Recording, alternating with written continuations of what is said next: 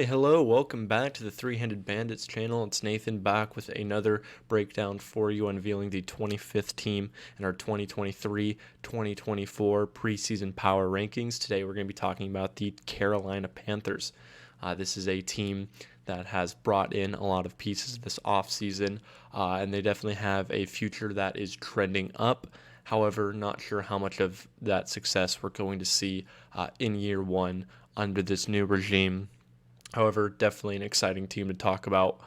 Before we get into that, though, please like and subscribe. Stick around to see all 32 teams, to see your favorite team, and ultimately to see who we think is going to be the Super Bowl champs before the season starts.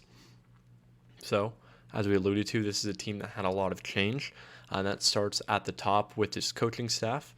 So they bring in three new guys. They got Frank Reich as their new head coach, obviously flamed out a bit in Indianapolis. However, it should be an upgrade from Matt Rule, who just never really seemed to have things clicking there. They also bring in Thomas Bryan from the Rams and Ejiro Evero from the Broncos. They're replacing Ben McAdoo. Matt Rule obviously was more the defensive-minded head guy there. But overall, just not a team that had great coaching last year. This is a team that looks like they're going to have a lot of really good coaching as well. Not only did they bring in, new coaching coordinators, also position coaches. They brought in a lot of guys. They have, Dom Capers, for example, as a defensive assistant. They brought in Luke McCown, etc. So this is a team that does have spent a lot of money to really install a really good staff for this team, which ultimately I think will help them in the long run. However, just not sure what we're going to see from year one.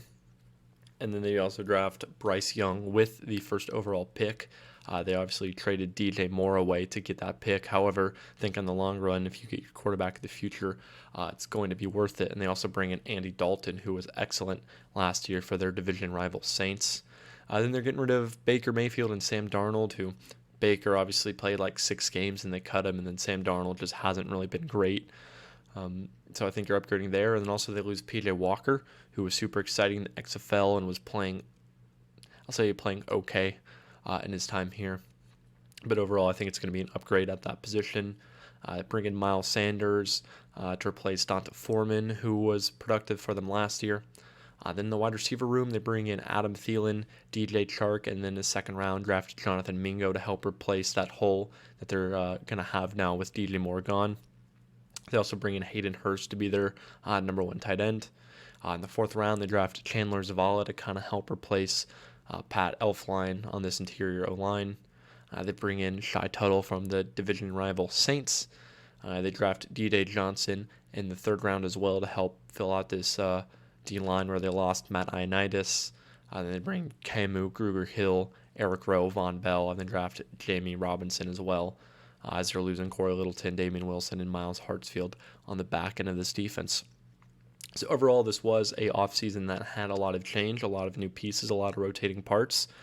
As I said, I do think it's going to be a team that is trending up. However, I'm just not sure how much these additions are going to help them day one under this new Frank Reich regime. I do think, 3 years from now, this team is going to be in excellent position. But this year, I think they could struggle because I still think this roster has some holes in it. But let's talk about this coaching staff real quick, which is a coaching staff that we're really excited for, actually. So they bring in Frank Reich, obviously, from the Colts, who's part of that Eagles Super Bowl championship as well. I think he was doing a really good job in Indianapolis, and whatever happened that last season between him and Jim Irsay that led to him getting fired, I think is making people kind of underrate how good of a coach Frank Reich is. But I think he's really good. He's going to be running this, modern pro spread scheme that we've seen Andy Reid, Doug Peterson and all these disciples run under him. I think it's going to be a really well-coached offense. I do think Frank Reich is a good offensive mind, and I think that you're going to be happy to, have him.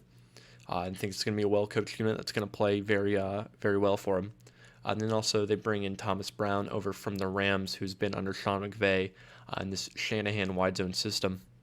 I do think it's an interesting hire, kind of bringing somebody in with a different offensive philosophy than Frank Reich has, but maybe they're going to try to balance this modern pro sped and as well as adopting some of the Shanahan wide zone principles.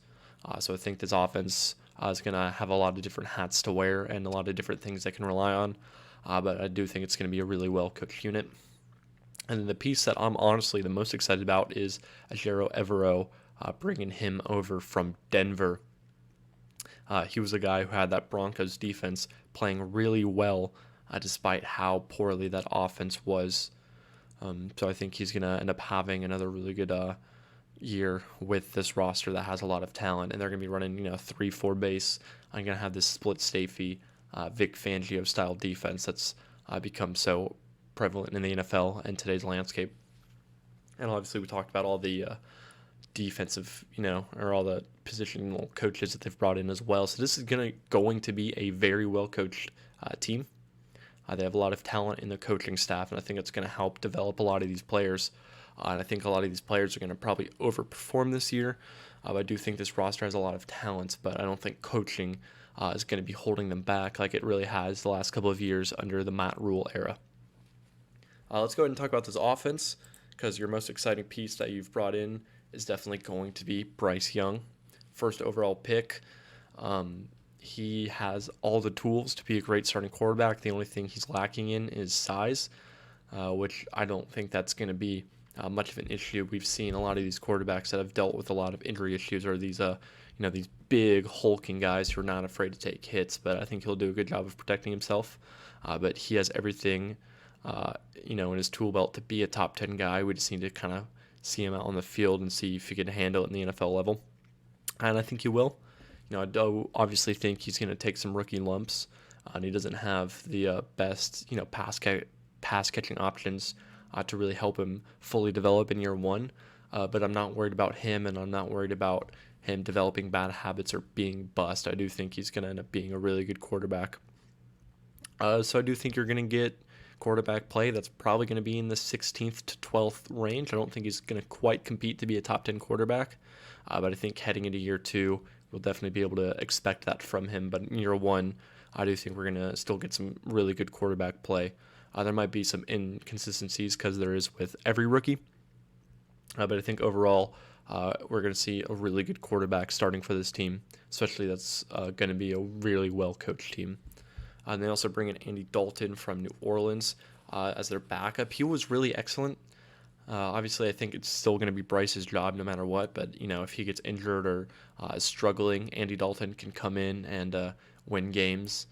He was really well last year. He, in a strange season, was almost a borderline top 10 quarterback with how he played last year. Obviously, he's not actually top 10 quarterback, but he was really excellent, so he gives them a really good backup option. Then this team still has Matt Corral, who was in that weird quarterback class with Malik Willis and Kenny Pickett and Sam Howell, and he was one of these guys that had some potential. Obviously, they drafted him in the third round, and he has yet to get on the field. He injured his foot and then missed the entire season, and now he's going to be buried behind this depth chart and isn't really probably going to be a path for him to start. So maybe he's a guy that could get traded, and maybe he'll have the potential to play somewhere else. But definitely the best third-string quarterback probably in the NFL. So do think you feel really good about this quarterback position, not only for year one, but also just the future. If Bryce Young is everything that he's hyped up to be, then you're going to have your franchise guy, which is really going to help your team. I do think this offense is going to be held back by more of the, playmakers of this offense, not necessarily the quarterback play. So we'll go ahead and get into that. Obviously, they bring in Adam Thielen, who's going to be their number one wide receiver. And he's still been a pretty good wide receiver, but he is getting up there in age, and it's not quite the same guy he was a couple of years ago when he was in his prime. But he's still going to be a really good wide receiver. He's going to be able to get open and be a red zone threat for Bryce Young like he's been in Minnesota. But he is a guy who's older and a guy who has had some injury issues. So I'm also not really expecting a full season from him. But when he's out there, he's going to play and he's going to be pretty decent. And obviously, it's good to help get Bryce Young, number one guy who's going to be able to get open quickly to help make his job easier and help him learn and develop. But I don't think you're going to get some explosive wide receiver play from him just because he's just not that guy anymore, I'm afraid. And then they also bring in DJ Chark, who obviously kind of blew up in Jacksonville and was a guy that kind of had a lot of potential and then just hasn't done much since he really broke out. Then last year in Detroit wasn't super involved in that offense. So I'm really not expecting much from him more than just being a deep threat. Obviously, he is insanely fast, and I think he's 6'4", so I mean, he is going to be a good deep threat, and he'll probably have a couple really explosive plays this year with Bryce Young, but I just, he is just a deep threat. I'm really not expecting much else from him. And then the real upside of this receiving unit hinges on Terrace Marshall and what we're going to get from him. When he was drafted, he was all of 21 years old. He's been in the league for like 3 years now. And we've seen some of the flashes. We've seen incremental growth and development from him. But he still has some ways to go before he's going to be a true number one wide receiver. But he has the tools. He's an athletic freak, and he really could take that step up. And a lot of people are expecting that from him. I don't really see it. I think with a lot of these wide receivers, when they come into the league, you can kind of tell right away if they're going to be, stars or not. So I really don't think we're ever going to see Terrace Marshall competing to be, a top 10 wide receiver. But we're definitely hoping that he can develop into a serviceable starter for this team. I think, very low end for his outlook season, he'll be just kind of a number 3, number 4 guy. But hopefully, best case scenario, he's able to develop into your number 1 wide receiver. And if he doesn't really develop, you got Jonathan Mingo there, who they drafted in the second round, who you hope can develop instead of his place. Not the greatest of separators, but he's still a good wide receiver. I don't think he's going to get on the field much, at least not off the start. But maybe if Terrace Marshall isn't developing like you want, then Jonathan Mingo will get out there and try to develop. But overall, between those four, you're really hoping that Terrace Marshall or Jonathan Mingo can step up. And if not, it's going to be relying on a lot of not great wide receivers outside of that. They still got Laviska Shenault here, who is super exciting when he's got the ball in his hands, but not some great route runner or wide receiver. He's like a low-end Debo, low-end Curtis Samuel, a guy who can do a lot of things. But he's more of a gadget player than he is a great wide receiver. I got Shi Smith, who's been an okay slot option for this team the last few seasons. Then Damiere Byrd had a pretty decent season at Atlanta, is also another deep threat for them if DJ Chark isn't playing great. But overall, pair that as well with Hayden Hurst, who's kind of just been an okay tight end, hasn't really hit the upside that he has, and I'm really not expecting him to hit that at this point in his career. But at least he'll be a little bit more of a reliable option than what Ian Thomas and Tommy Tremble have been for them. So with this pass-catching unit, you're really not getting a whole lot of explosiveness, or I don't think you're going to get some amazing play from your pass catchers. And then your running back, Miles Sanders and Chuba Hubbard are decent running backs, but not, the most explosive in the receiving game. So I guess Raheem Blackshear is probably going to be your best receiving back, and I think he'll be, above average as a receiving back, but I don't think he's going to be, an Alvin Kamara or McCaffrey, like true mismatch weapon. So I just think this passing game is going to struggle from just not having the best weapons for Bryce Young to throw to. But definitely you're hoping that Bryce Young can step up and try to be a top 10 guy and really help these guys overperform and get the best out of them. I do think that this unit is really going to hold them back in the passing game. But they're not like a true weakness like some teams who have really bad wide receivers. They do have some guys with upside, and they have Adam Thielen, who is a reliable wide receiver. But I still think it's going to hold back this passing game and this team just in general a little bit. But you're not worried about this offensive line. You do have a lot of really good pieces. Biggest question mark is going to be Austin Corbett, who tore his ACL in the last game of the season last year, or right at the end of the season last year. So we don't really know exactly when he's going to come back or how healthy he's going to be right away.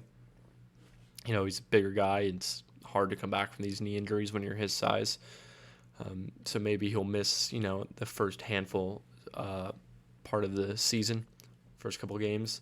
So you're probably going to have Chandler Zavala starting there until Corbett gets back. And I think Zavala is probably going to be the biggest weakness on this O-line until Austin Corbett comes in. But overall, he kind of just got to come in, hopefully block the run well, and not be a turnstile in the pass blocking game. But outside of that, you do have a pretty good unit. Taylor Moton and Ikem Ekwonu are both really good tackles. You have a really good tackle duo. Neither of them are quite, star elite tackles, but they're both really solid guys that you're not worried about being weaknesses for this O-line. And then you got Brady Christensen and Bradley Bozeman as your other two offensive linemen. And they're both pretty solid. Bradley Bozeman is going to be a little bit weaker blocking the run, and Brady Christensen is going to be a little bit weaker blocking the pass. So they kind of balance each other out, but between the two of them, they're still pretty good guys for them. So this offensive line is going to be really good. It's not going to be like a true top 5 unit just because they don't have any elite talent. But as long as everybody's healthy, it's not really going to be a real weakness for this team either, especially if Austin Corbett comes back and is able to play to the level that he has in his career. And so overall, I think there is potential for this unit to be a top 10 unit if Bryce Young is what everyone thinks he can be, and Terrence Marshall or Jonathan Mingo, one of them steps up. I don't think that's going to happen. I do think we're in for a kind of another mid-tierish offense, just because I do think that the weaponry that Bryce Young has to work with is going to let him down just a little bit. So I do think we're going to have, the 16th, 15th, 18th best offense. Because Miles Sanders and Chuba Hubbard are decent running backs. Miles Sanders had a really productive last year in Philadelphia. But that was with the greatest offensive line, maybe in history, blocking for him. So I do think he's going to take a step back from what he was last year. And Chuba Hubbard hasn't quite been the guy that people were expecting when he was at Oklahoma State and, being such a beast in college. So you're going to have, a decent running game. But overall, I think this is going to be a mid-tier offense where you're going to be, the 20th best running game and the 18th best passing game, to where this offense isn't going to necessarily cost you games, but there's going to be some week-to-week variance on if they're going to win you games or not. So I do think you're a bit pessimistic about this offensive unit. I am excited for this defensive unit. Alrighty, so starting with this defense, we'll start off with this D-line. And we'll start on this edge group. Brian Burns is a very excellent pass rusher. Not really in that elite tier of guys of like a Micah Parsons or a Max Crosby or Nick Bosa. But he's definitely in kind of a tier 2 of guys if he's a really good edge rusher. Not quite as good as a run defender just because he's not, the biggest guy of all time, but he's really athletic. He's going to do a really good job getting after the quarterback. And I do think Ejiro Evero is probably going to come up with a lot of creative stunts for this front. And I think he could have a really productive year and be one of the guys who is, a top 5 to 8 guy in pressures this year. So I'm expecting him to really, take another step up and be an excellent player for this team, just because I do have a lot of faith in Ejiro Evero and what he's going to be able to scheme up for this defense. And then also have Derek Brown on the interior, who's really good getting after the run and after the quarterback. Really balanced guy. He's a really balanced guy. He can do a lot for this team. And is going to be a real strength for them on this D line. Then they bring in Shy Tuttle as well from the Saints, who's going to be a really good just run defender in there for him. It's going to really help Derek Brown, where he's going to be able to tee off on the quarterback a little bit more just because they have someone like Shy Tuttle who's going to help defend the run. And then they got Deshaun Williams also on the interior. He's listed as a starter right now. I think Henry Anderson's probably just a little bit better. Henry Anderson's been a guy who can kind of defend the run pretty okay as a rotational guy. Deshaun Williams will kind of do a little bit of the same, but I think he's going to be more of a weakness than Henry Anderson's going to be. And then they got Eter Gross-Matos on the edge as well, who hasn't taken the steps up to be a really good pass rusher that some people thought he could have when he was drafted. But he'll still be a pretty solid run defender for them, as well as they have Marquise Haynes on the edge group as well, who will be able to play on the edge for them and defend the run well. So overall, I think the pass rush, I think Ejiro Evero is going to get creative with them, and they're going to be a productive unit. However, based on just the names alone, I don't think that it's, they have the full talent to be one of the best pass rushes in the NFL. I do think that the coaching for this team is really going to help them play better than what they really are. But I do think Derek Brown and Brian Burns are going to be a real strength for this defense and have really productive years. but I do think this team's going to be able to defend the run well. I think they're going to be aggressive, front seven. They're going to be play really strong, really physical. So I think this is going to be a team that's going to be really hard to run against. However, I do think that some weeks they'll really tee off in quarterbacks, and I think some weeks that they could struggle just because the talent here is not the greatest. And then if Brian Burns goes down, I do think that this defensive line is really going to struggle to get after the quarterback. But to kind of fill out the front seven, they also got Shaq Thompson and Frankie Louvu. I do think Frankie Louvu could have a very productive year getting after the quarterback. He's a guy that's had a lot of pass rushing snaps. And obviously we saw that Ejiro Evero had some success with Baron Browning on the edge last year as an outside backer who was kind of converted to more of an edge rusher. And so I think that worst case we could see a lot of Frankie Louvu on the edge and almost a Micah Parsons-esque way. And he could be a guy that gets after the quarterback and be really productive for them. Then Shaq Thompson's going to be your main linebacker who's going to be solid in coverage and get after the run as well. So I do think you have a really excellent front seven. The depth, especially on the interior, is not great. But I do think you're going to have a unit that's going to be really tough defending the run. And if Brian Burns, Derek Brown stay healthy, they could be a unit that gets after the quarterback at a pretty good rate. So definitely I think this defense is going to be a strength from this team paired up with Ejiro Evero's coaching. And I do think that the secondary is going to be excellent as well. J.C. Horn, we're expecting a lot of things from this year. He's drafted at the same time as Pat Surtain. I don't think he's going to play quite to the level of Pat Surtain because Pat Surtain is absolute lockdown corner and probably the best corner, if not the second or third best corner in the league. I don't think J.C. Horn's going to give you all of that, but I do think he could be really aggressive, a really good corner. And if this front seven is as aggressive and getting after the quarterback as well, that's going to make his job a lot easier. So I think you pair him, and you got Dante Jackson on the outside as well. I do think you have a really good cornerback duo who's going to be able to, play some zone, play some man, do whatever this offense needs for him. And I think he'll be really productive. Then you got Jeremy Chin, who I also think could be in store for an amazing season. I think Ejiro Evero is going to be really creative with him. He can, rotate, be a safety. He can come into the box. He can play slot corner. I think he's going to be able to wear a lot of hats for this team. They can even send him on some blitzes, and I think he's going to be just an insane little chess piece, real chaos agent for this team. And I have a lot of faith in Ejiro Evero to really use Jeremy Chin in a really exciting way. As if I'm a Panthers fan, I'm really excited for him. Then they bring in Eric Rowe. He'll probably also play a lot of slot corner as Jeremy Chin kind of rotates all around. Eric Rowe will also be able to step in and be a good corner, but he also has the flexibility where he could play safety. And, this is going to be a versatile back group that can, do a lot for him. And then the back end, they got Xavier Woods and Von Bell, who are both really decent safeties. Yet again, this is a defense that has a lot of good talent, but not a whole lot of stars. But I do think Derek Brown, Brian Burns, Jeremy Chin could have really good years. And, we could also expect J.C. Horn to have an excellent year as well. So I do think this is a defense that really could push to be a top 10 unit, as long as I think a lot of it hinges on Brian Burns staying healthy. But I think the secondary is definitely going to be a real strength for this team just because I can imagine J.C. Horn having a great year. Jeremy Chin just being an absolute freak, just being used all over the place. So overall, if I'm a Panthers fan, I'm feeling really good about this defense and what we have. I do think that we do have a little bit lack of depth on the interior and also in the linebacking unit. They also, as I said, they brought in Camu Grugier-Hill from the Texans to kind of be a rotational guy for them.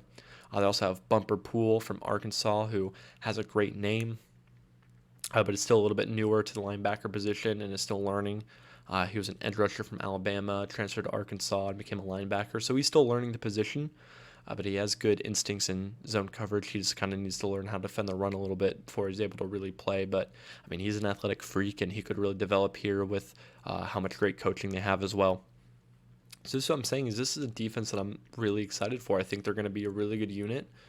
And I have a lot of faith in Ejiro Evero. I just have a lot of blind trust based off what I saw from him in that Broncos defense last year. So I don't think it's going to be a true, top 5 defense just because I don't think they have quite enough star talent to really push there. But if Jeremy Chin and J.C. Horn are everything I think they can be under Joe Evero's coaching, then I do think this is definitely going to be a top 10 unit. And so obviously, with a pretty decent offense and a really good defense, this is a team that could win a lot of games. I just think that their schedule is a little bit tough. Vegas has their line at 7.5. I kind of have them projected around 7. So I probably wouldn't bet this, but I do think a 7 or 8 win season is really in store for them. So obviously they open up their season going to Atlanta. Then they got the Saints at home. They have to go to Seattle, and then they have Minnesota at home. And they have to go to Detroit and to Miami. So I do think that is a pretty rough start to your schedule, especially getting Miami in Miami very early is going to be a tough game. Having to go to Detroit is going to be a tough game. And then the 2 home games you have, Minnesota and New Orleans, aren't really, cakewalks. Like, those are 2 really good teams as well. And so I do think that they'll, struggle coming out of the gate. They could win against Atlanta and New Orleans and be 2-0. But also I could see a world where they're 0-6. I do think this, is too good of a team to really be that. I do kind of expect them to be at 1 or 2 wins heading into the bye week. However, when they do come out of the bye week, they go against 3 of my bottom 5 teams in the NFL, with Houston, Indianapolis, and at Chicago. So I think coming off the bye week, they're going to be able to get some momentum. Then they have Dallas and Tennessee, which are 2 difficult games. Then they have to go to Tampa, to New Orleans, which are also going to be not necessarily the easiest of games. And then they got Atlanta and Green Bay at home, have to go to Jacksonville. And then the last game of the season is going to be against Tampa Bay. So overall, I do see a world where they get 7 or 8 wins. I think they'll probably have 2 in the first 6 weeks, and then they'll win 3 in a row coming off the byes. I mean, that puts them at 5. Between Atlanta, Green Bay, and Tampa at home, I think they could win at least 1 or 2 of those. So I definitely see a world where this is a 7-8 win team. I just know if I really fully believe they're going to get to 9 or actually compete for this division. I just think they're going to be a little bit too far back at the beginning of the year. They're not going to have enough room to catch up just because they do have a couple tough games at the end of the season. Dallas, at Tennessee, at Jacksonville. So I do think this team is really hurt by their schedule, because it is a fairly difficult schedule. I think best case scenario, though, I'll put them 2-5. I think best case scenario, they are at 8 wins. If I did have to bet on it, I would probably take the under, just because I do think 6 or 7 wins is a little bit more likely than 8 or 9. But, I mean, this is a good team. This is not going to be a great division. So I think there is a chance that they could, compete for the division. But I do think that they just have too many difficult games to where I'm not really trusting them to actually be the division winner. I think heading into year 2 and year 3 of this regime, we're going to be real excited about this team. But in year 1, I think they're just going to have some learning and pieces to find out. So overall, recapping, they do have a great coaching staff, not only with, Reich and Evero and Thomas Brown, but even Josh McCown. I said Luke earlier, Josh McCown, Dom Capers, their position coaches. They have a lot of great coaching there as well. And Bryce Young could really be a great quarterback this year. He could definitely push to be a top 10 guy. I don't think he'll quite do that yet, but he'll definitely be a really good quarterback. And worst case, Andy Dalton is a great backup option. But I do think the skill positions are weak and are going to hold back this offense. And the offensive line is going to be good, but as I said, it doesn't have, huge star talent, so that could, limit their upside as a team. But this defense theoretically could be elite with Jeremy Chin and J.C. Horn having some great years.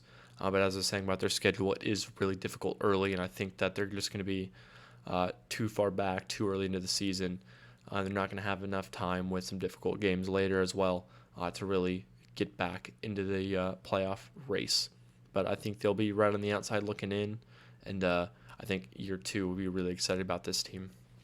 So Panthers fans, let me know where you think I'm right about this team. Let me know where you think I'm wrong. If you stayed for everything, please like and subscribe, and we'll see you with our 24th ranked team very soon. Thank you for watching, guys.